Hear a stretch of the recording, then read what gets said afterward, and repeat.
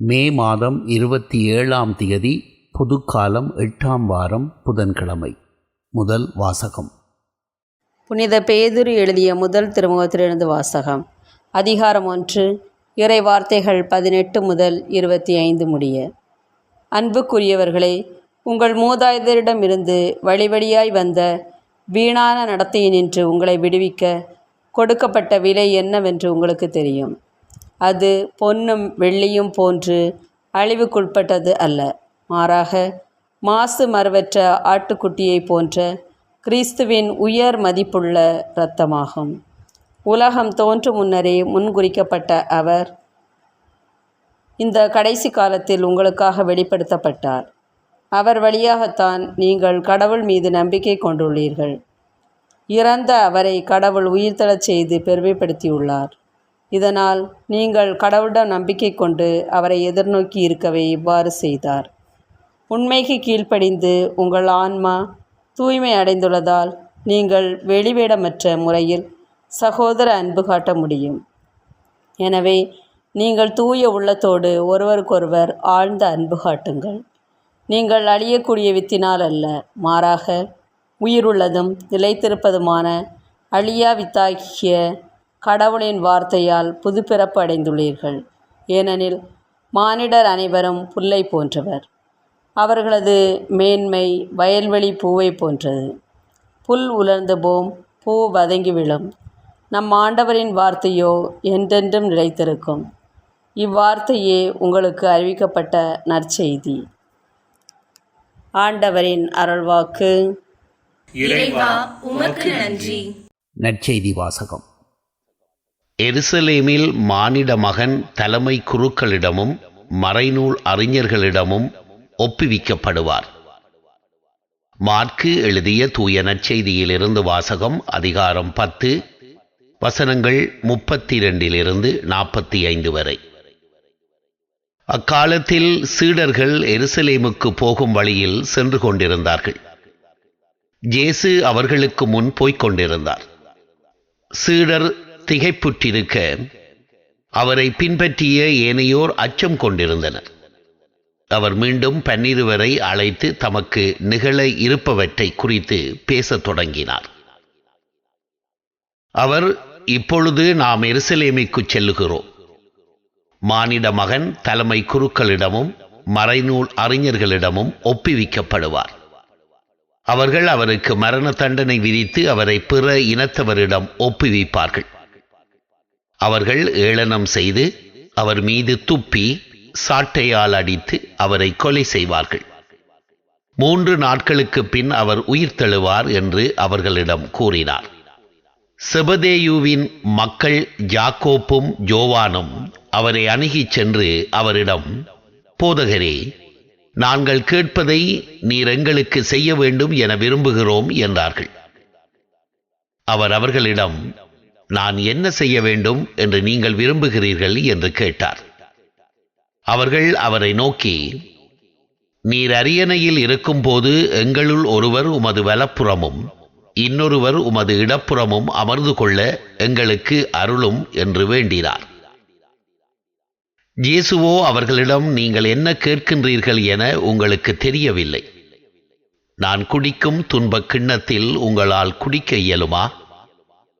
நான் பெறும் திருமுழுக்கை உங்களால் பெற இயலுமா என்று கேட்டார்.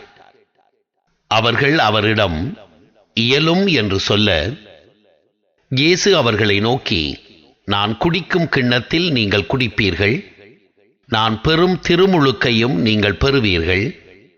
ஆனால் என் வலப்புறத்திலும் இடப்புறத்திலும் அமரும்படி அருளுவது எனது செயல் அல்ல, மாறாக அவ்விடங்கள் யாருக்கு ஏற்பாடு செய்யப்பட்டுள்ளதோ அவர்களுக்கே அருளப்படும் என்று கூறினார். இதை கேட்டுக்கொண்டிருந்த 10 பேரும் யாக்கோப்பு மீதும் யோவான் மீதும் கோபம் கொள்ளத் தொடங்கினர். இயேசு அவர்களை வரவழைத்து அவர்களிடம், பிற இனத்தவரிடையே தலைவர்கள் என கருதப்படுகிறவர்கள் மக்களை அடக்கி ஆளுகிறார்கள். அவர்களுள் பெரியவர்கள் அவர்கள் மீது தங்கள் அதிகாரத்தை காட்டுகிறார்கள். ஆனால் உங்களிடையே அப்படி இருக்கக்கூடாது. உங்களில் பெரியவராக இருக்க விரும்புகிறவர் உங்கள் தொண்டராய் இருக்கட்டும். உங்களில் முதன்மையானவராக இருக்க விரும்புகிறவர் அனைவருக்கும் பணியாளராக இருக்கட்டும்.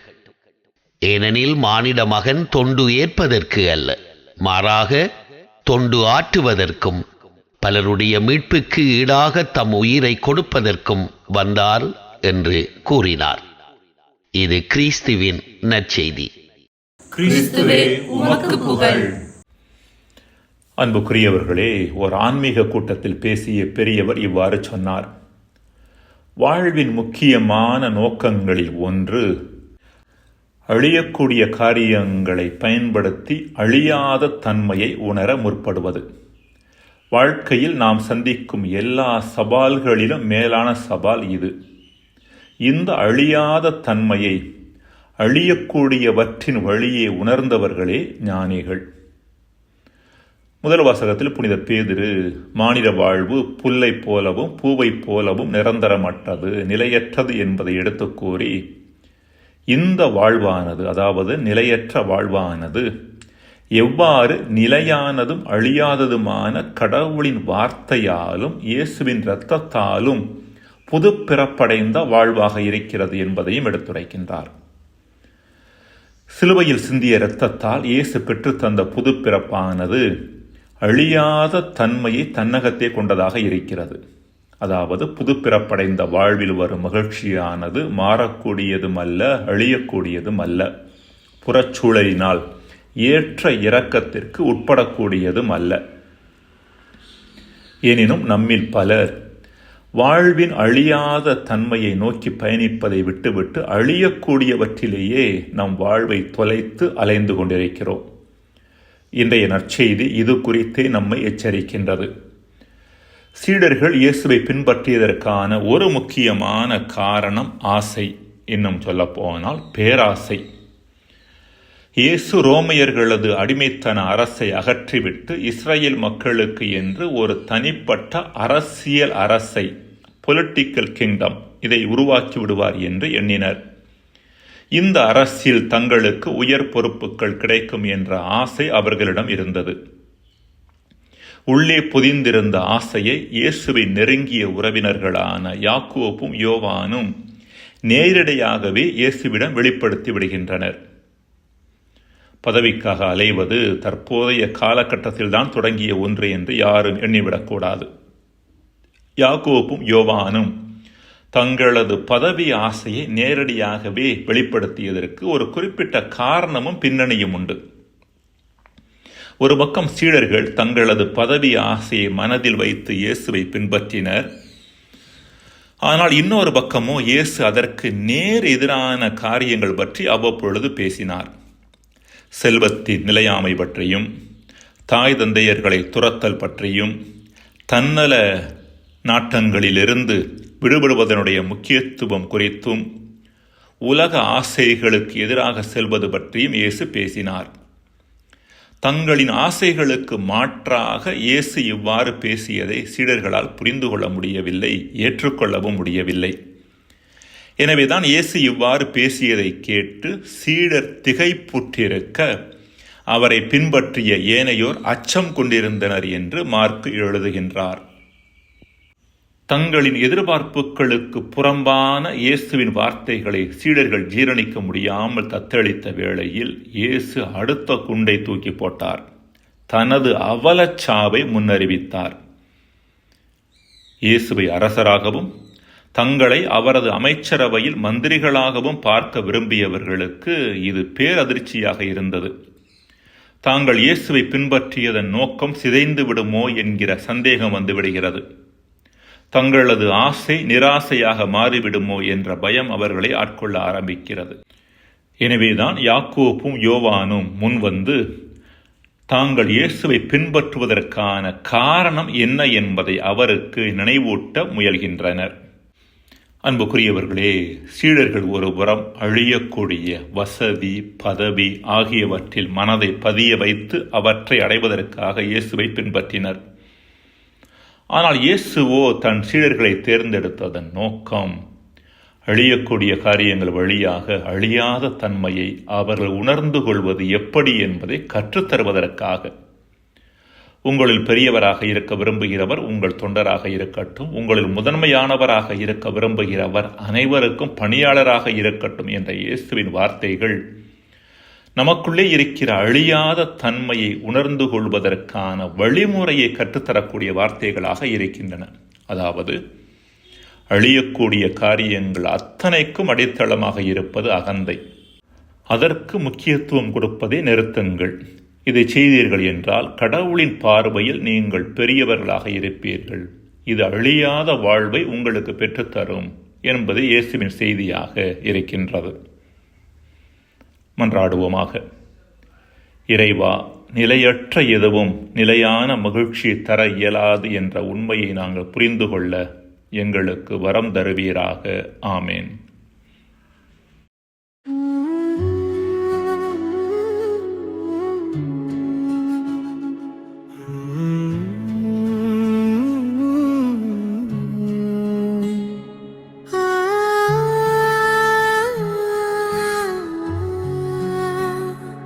இயேசுவே, அன்பு மீட்டதே, சிலுவை நீரத்தம் வாழ்வு தந்ததே, சேவைக்காய் வந்தீராண்டவரே,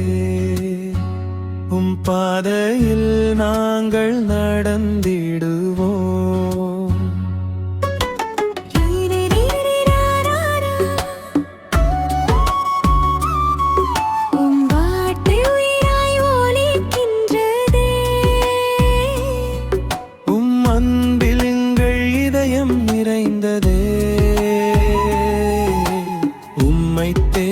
நாங்கள் ஓடுகிறோம் அருளில் நிலைத்திடவே. அழியும் பொன்னால் மீட்கப்படவில்லை, அன்பின் இரத்தத்தால் வாழ்வு கிடைத்ததே. மண்ணின் புல்லெல்லாம் வாடி மறைந்தாலும் இறைவார்த்தை என்றும் நிலைத்திருக்குமே. தூய்மையாய் வாழ அழைக்கின்றீர், சத்தியத்தில் எங்களை நடத்துகின்றீர். உலகம் மாறினும் நீர் மாறாதவர், கரத்தில் எங்கள் நம்பிக்கை. எருசலேம் பாதையில் முன்னே சென்றி, துன்பத்தின் கோப்பையை அமைதியாய் ஏற்றி, அரசாட்சி அல்ல சேவையே பெரியது, அன்போடு வாழ்வதே வழி என்றோ.